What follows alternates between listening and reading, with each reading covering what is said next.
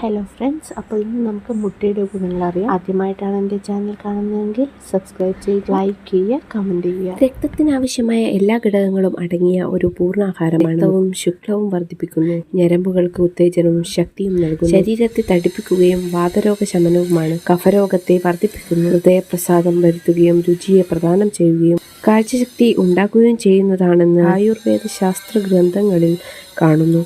കോഴിമുട്ട ശരീരത്തിൽ സ്നിഗ്ധത വരുത്തുന്നതും ശോധന ഉണ്ടാക്കുന്നതുമാണ്. മുട്ട തനിയെയും കറികളാലും പലഹാരങ്ങളായാലും ഭക്ഷിക്കാവുന്നതാണ്. ഒരു മുട്ടയുടെ വെള്ള നുര വരുന്നതുവരെ അടിച്ച് 10 ഔൺസ് തിളപ്പിച്ചാറിയ വെള്ളത്തിൽ ചേർത്ത് നന്നായി ഇളക്കി യോജിപ്പിച്ച് ആവശ്യത്തിന് പഞ്ചസാര ചേർത്ത് കഴിച്ചാൽ ഒന്നാംതരം ടോണിക്കിന്റെ ഫലം ലഭിക്കുന്നു. മുട്ടത്തോട് നല്ലവണ്ണം പൊടിച്ച് വെളിച്ചെണ്ണയിലോ പനിനീരിലോ ചേർത്തുണ്ടാക്കുന്ന ലേപന ഔഷധം ഭഗന്ധരം മൂലമുള്ള കുരുവിന് പുറമേ പുരട്ടിയാൽ ഉണ്ടാകുന്ന ഫലം അനിതര സാധാരണമാണ്. ഈ യോഗം കാണുന്നത് പ്രസിദ്ധ യുനാനി വൈദ്യഗ്രന്ഥമായ മുഖ്സനുൽ മുഫ്രദാത്തിലാണ്. മുട്ടത്തോട് ഭസ്മമാക്കി തേനിൽ ചാലിച്ച് കപോലാർബുദമുള്ളവർക്ക് കവിളിൽ പുരട്ടിയാൽ ശമനകരമാണെന്ന് നാദ്കർണി തന്റെ മെറ്റീരിയ മെഡിക്കയിൽ അഭിപ്രായപ്പെടുന്നു. ഇരുമ്പ് ചേർത്ത ഉപ്പ് ഗോതമ്പ് പൊടിച്ചതിന്റെ മുകളിൽ വിതറിയത് കോഴിക്ക് കൊടുക്കുക.